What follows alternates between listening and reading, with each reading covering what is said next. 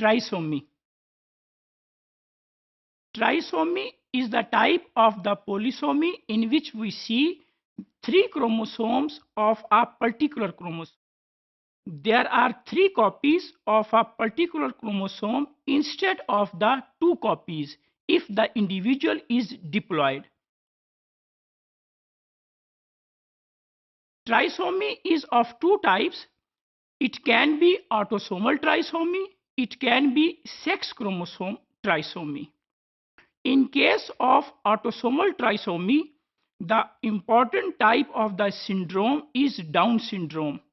And in case of sex trisomy, Klinefelter syndrome is the type of trisomy. There are different types of the trisomy. The first type is primary trisomy. In case of primary trisomy, there is one complete extra chromosome. If one complete chromosome is extra, then it is called as primary trisomy. While in case of partial trisomy, if a small fragment of the DNA or small fragment of the chromosome is present, then such a trisomy is called as partial trisomy. While in case of secondary trisomy, that is extra chromosome has duplicated arms.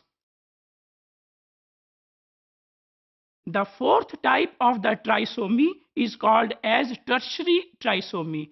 Tertiary trisomy is the type of the trisomy in which the arms they are copied from 2 different chromosomes. Common trisomies which have been seen in case of the humans is trisomy of 21, chromosome 21, trisomy of chromosome 18, trisomy of chromosome 13. These are the 3 trisomies which are of autosomes. While in case of sex chromosomes, the trisomy has been seen in the form of Klinefelter syndrome.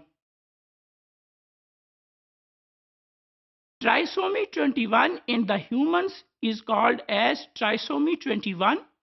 There is approximately 1 birth out of 700 births which has this kind of trisomy, and this disease or this syndrome is associated with the maternal age. In this diagram, we can see that how a primary oocyte, if there is non-disjunction, is converted into the trisomy. If there is non-disjunction, that we can see here, it is ultimately converted into 3 chromosomes instead of 2 chromosomes.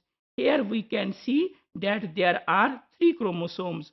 But if there is normal meiosis, then there will be 2 chromosomes. If there are 2 chromosomes, then it will be a normal cell, while if there are 3 chromosomes seen of a particular chromosome, then that process is called as trisomy.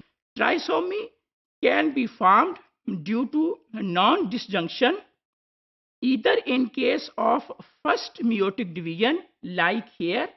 In this case, there is first meiotic division and it is non-disjunction.